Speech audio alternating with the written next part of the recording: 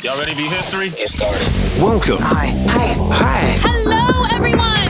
To the Pro Audio Suite. These guys are professional. They're motivated. With Tech to the VO stars. George Wittam, founder of Source Elements. Robert Marshall, international audio engineer. Darren Robbo Robertson. And global voice. Andrew Peters. Thanks to Tribooth. Austrian audio.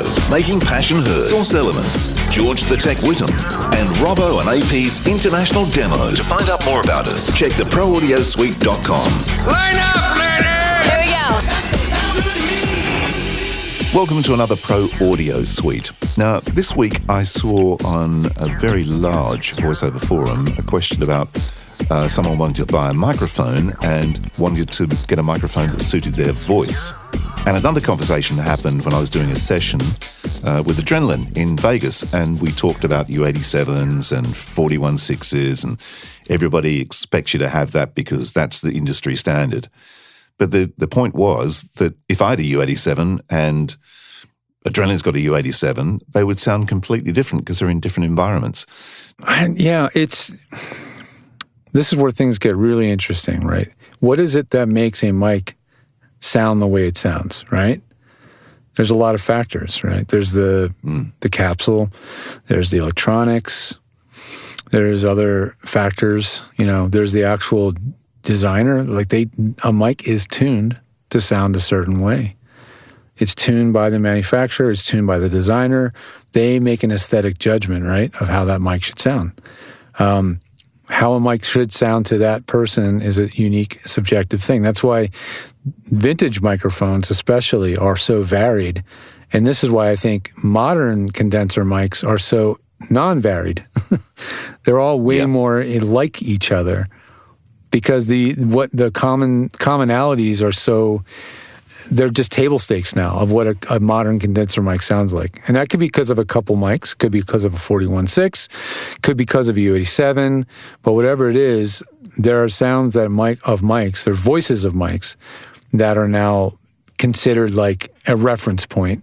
And everything that's different is now just considered a vintage sound or, a different sound. So there are variations. Isn't the word colored? There's coloration. Exactly. The thing that's funny, though, is we don't want a non-colored mic, right? If we wanted a non-colored mic, we would be using dead flat Omni mics or something, right?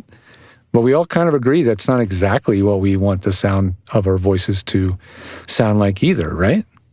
We want the boost and the hyper reality thing. And a mic can bring that focus, but I kind of think the difference isn't so much the right mic for the right voice. I think much more that it's the right mic for the right situation. Yeah. And the situation, the space, the context. The space, the space for you to deal with the microphone if you're traveling, your whole situation and all the appropriate stuff. The background noise. Is it going to be an outdoor setting? Is it going to be like one mic sound better than the other? But if this one's better at cutting out noise or focusing better in a tight booth, then this one, the pros outweigh the cons. Yeah. And then every now and then you get that weird thing that happens where something like the 416, the 416, where something like the 416, was designed to reject noise and be a mic for a specific purpose, which might have some compromises. And then over time, people find that they actually like the compromises for the effect. And there we come back to the word color and the color and the sound that it has. And so you have something like the 416 that has that cut, which is really a byproduct, a way of its initial design to reject noise and record just the voice. Yeah. And made it a less ideal microphone in a true I'm flat kind of respect and more here I am for the situation. Yeah. It's not a quote unquote musical mic. It's a utility mic that makes voice rise above or cut that Robert mentioned. That is what makes that mic character work for many voiceover scenarios, but maybe isn't the best mic for a voiceover where it's not a voiceover, it's an audiobook. There is no music. Yeah. There are no effects. It's a voice in a vacuum that isn't, you don't necessarily want a mic that cuts. So it is a little bit of that. There's also mics that I will hear on a voiceover's voice that I don't just subjectively, I don't like the way they sound. I don't like the choices of how that mic is voiced. I don't like the EQ. Again, sometimes they call it a vintage sound, right? And some of those quote-unquote vintage-sounding mics, to me, are subjectively not what I would want. Will they work? Yeah. Can I EQ it later? Sure. And we've said it on the show before, if the flatter the mic is, the better you can EQ it. Right? The better you can get the sound you want. You're not fighting someone else's EQ. The way I think of it, if someone gave you a nice flat piece of metal and basically said, "Give me a curve," you'd have a pretty easy time doing it because you'd have one thing to create. If someone gave you a big curved up piece of metal and said, "Give me a smooth curve," you'd have trouble making a smooth curve out of it because the thing's already curvy in a different way. That's a good analogy. Yeah. If that metal had several little bumps and bends in it, and they said, "Make it a perfect smooth curve," what a pain. Yeah. How much work you have to put into that thing to get that piece to conform, Yeah. So, I don't know. The science of it is it's not a science. It's completely subjective. You can chase the perfect mic for your entire life. Andrew? Yes, you can. Is that a problem? I think you can play to certain mics and use them in different ways, and it's not like Bob Dylan with harmonicas, but, you could, if you're doing a certain type of read, really, you can get more out of a 41.6 than some other mic that's not doesn't have that same proximity and that focus or something. At the same time, if you're going for a really smooth, pillowy kind of thing, maybe an 87, but probably not a 41.6. But I wonder if you could only have one mic to do everything, would it be a 41.6? OC818. An OC818. And then you can do everything. But it's funny, this discussion the other day, though, where it said if you actually put in your, the gear you have in your home studio and you had 41.6, U87, Avalon, everyone would go, "Oh, yeah, well, they're professional. They've got all the right gear." Right. But it might be all the wrong gear because it might not work in their situation. Yeah, exactly. So. I would say, if it's really a valuable pursuit for you, it's just something you've always wanted to do. Maybe you've been in this for 10 plus years. It might be worth it for you to invest in a modeling mic, because now you get to have the fun, the pleasure, the pain, whatever, of trying out a humongous variety of microphones and trying them. Now, here's the thing. Do not record these models of mics to impress yourself. That you will end up picking the sparkliest, shiniest, prettiest sounding microphone. I'm guaranteeing you that. And that is not necessarily what you want. So you may want to do that exercise and then send that recording to somebody else, a trusted producer, engineer.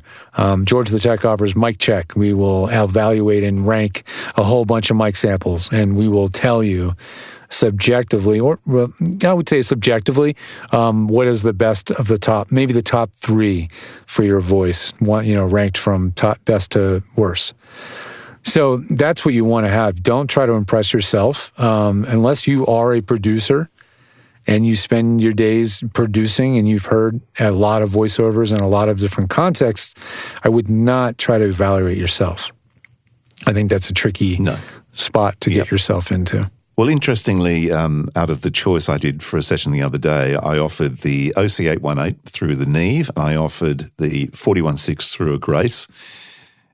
And they went with the 416 through the Grace and loved it.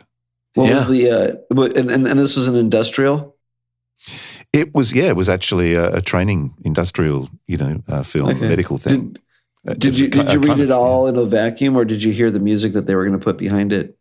No, I didn't hear it. It was all in the vacuum. Yeah. Yeah. But I can see why. It's funny because after you get a long form thing, in a way, you probably end up wanting the smoother mic after a while. It certainly has something, and depending on the voice, it certainly brings things out in a voice. Yeah. That could be quite appealing. Yeah, it's also the combination. I don't know if you spent the extra energy to do the other combination. Or the neve and a little bit of too many variables. Yeah, it's But true. a neve is going to be, a neve is a colored preamp, a grace is a uncolored preamp.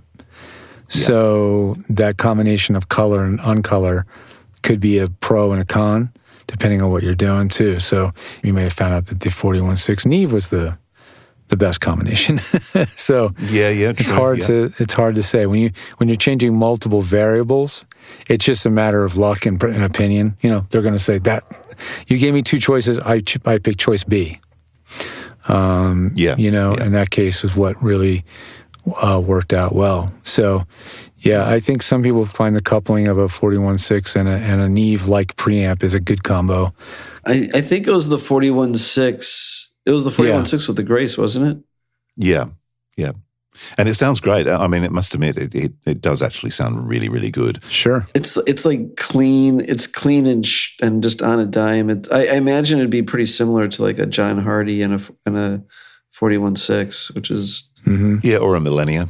Yeah, or Millennia. Yeah, Millennia especially. But it's got that. There's something about it that the combination of the 41.6 and the Grace just has this kind of, and it's a really weird term, but kind of a 3D thing going on. If that makes any sense. That is one of those audio terms.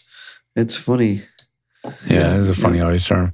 I don't know how to describe things as 3D yet, but I'm working on it. They pop out. They pop out at you. So anyway, the conclusion is there isn't one. I know. Really? You're not going to like our answer. The right mic for the voice in the right situation, in the right time, in the right place. Yeah, I think the bottom line, there is no right mic for the voice, because the voice is not in a vacuum. It's working in a context of a space and of a production. A script, a style. Yeah. Righto, on that note. All right. Anyone want to buy some mics? I've got plenty. Well, that was fun. Is it over? The Pro Audio Suite, with thanks to Tribooth and Austrian Audio, recorded using Source Connect, edited by Andrew Peters and mixed by Voodoo Radio Imaging, with tech support from George the Tech Wittam. Don't forget to subscribe to the show and join in the conversation on our Facebook group. To leave a comment, suggest a topic, or just say g'day, drop us a note at our website, theproaudiosuite.com.